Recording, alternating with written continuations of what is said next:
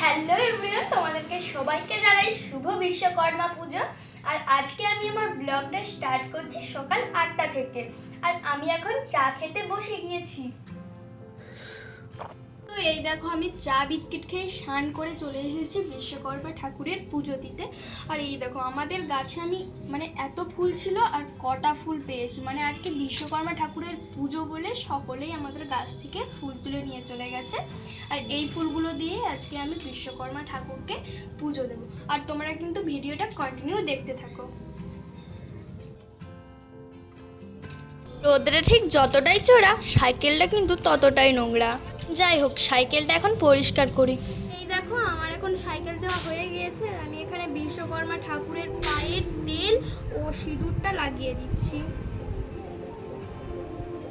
তো আমি সমস্ত কিছু কমপ্লিট করে বসে গিয়েছি মুড়ি খেতে। আর আজকে আমি চানাচুর আর আলু ভাজা দিয়ে মুড়ি খাবো। মুড়ি খাওয়ার পর আমি এখন পড়তে বসে গেলাম, কেন আমার বিকেলে পড়া রয়েছে, নালে আমাকে এক্ষুনি মার খেতে হবে। না পড়া হলে তোমাদের সাথে একটু পরে কথা বলছি, আমি আগে পড়া করে নিই।